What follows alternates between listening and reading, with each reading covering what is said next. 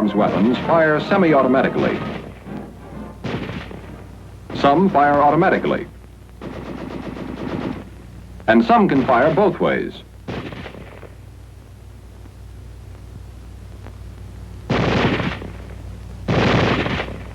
Weapons giving automatic fire will fire continuously as long as pressure is applied to the trigger or until the ammunition is exhausted. This permits spraying of a target with a continuous stream of fire.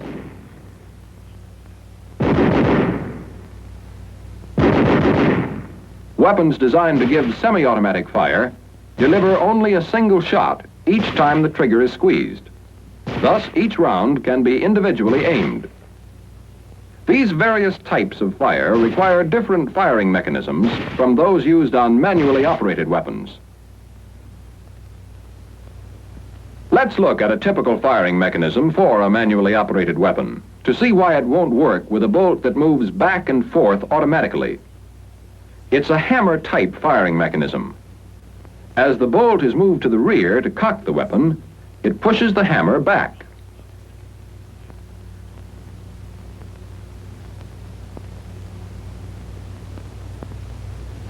Squeezing the trigger releases the hammer to fire the round.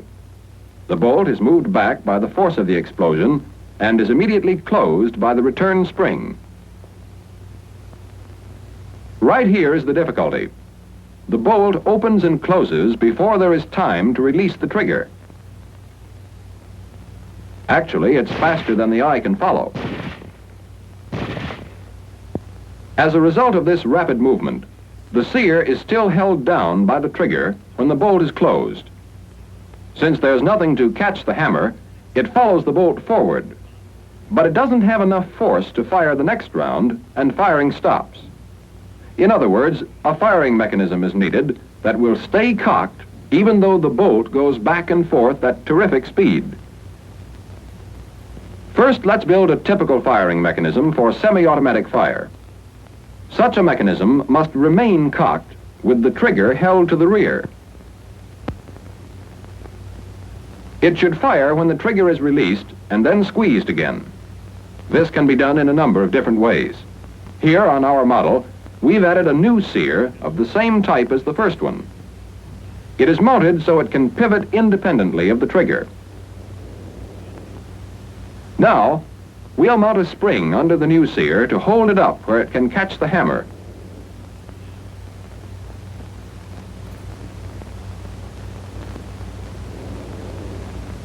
That doesn't completely solve our problem because we still can't fire the mechanism. We must be able to depress the new sear by squeezing the trigger.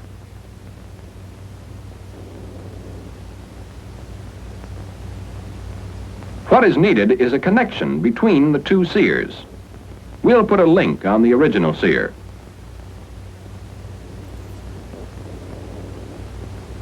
It pivots freely on a pin, but to keep it from pivoting too far, we'll put a stop lug on the original sear.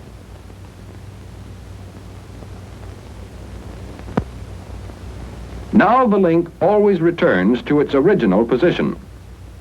The link is long enough to reach to the new sear, and to make contact with it, we'll put on another small lug. Now watch what happens. The hammer is held cocked by the new sear. When the trigger is squeezed, the link moves the new sear down, releasing the hammer. A fraction of a second later, the link slips off of the lug, and the new sear pops up to catch the hammer again. Let's see it again. The sears come down together, releasing the hammer.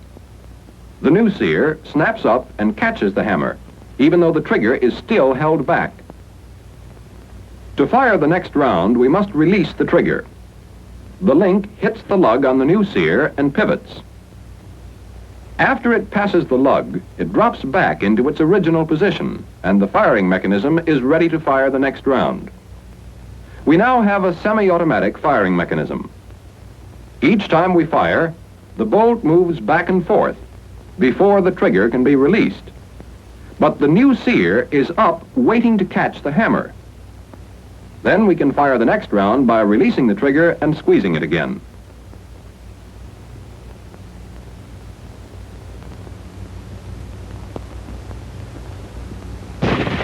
Semi-automatic fire. One shot each time the trigger is squeezed. To get automatic fire, we must arrange the firing mechanism so the weapon will fire continuously as long as pressure is applied to the trigger.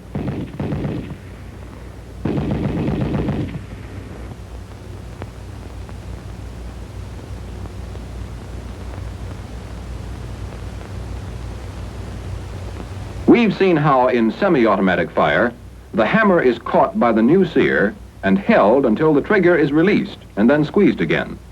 But in automatic fire, the trigger will be held back. So we need a means of firing each time the bolt closes, even with the trigger back. That means on this mechanism, we must disconnect the new sear from the hammer each time the bolt closes.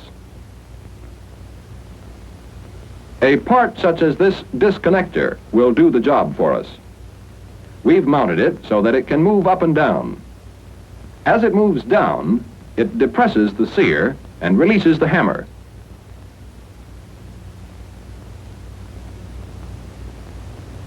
To move the disconnector each time the bolt closes, we'll put a lug on the bottom of the bolt.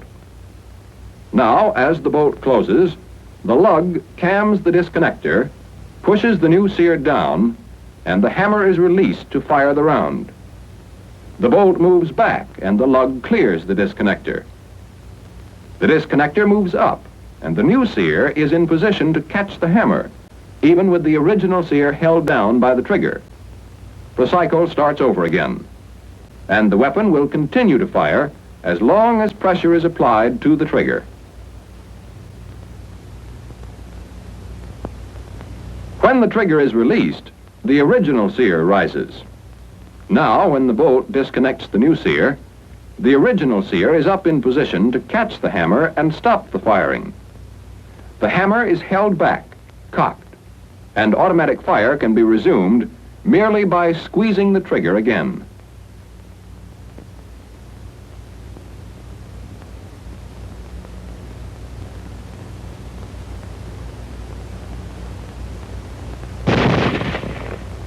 Now let's look at weapons which have both automatic fire and semi-automatic fire. These weapons have a lever to select the type of fire desired. These firing mechanisms are not much different from the ones we have just seen. All that's done is to arrange the disconnector so it can be shifted in or out of engagement with the new sear.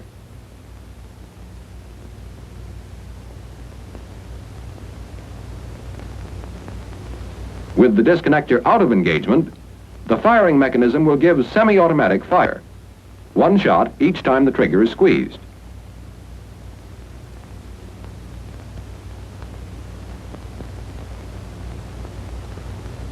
With the disconnector engaged, we'll have automatic fire just as we had before.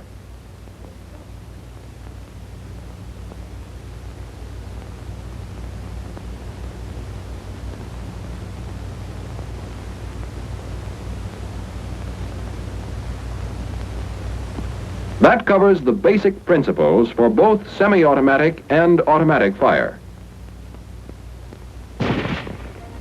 You'll find many different types of firing mechanisms on small arms weapons, but all of them have to perform the same operations we've pointed out to take full advantage of the speed and convenience of modern weapons.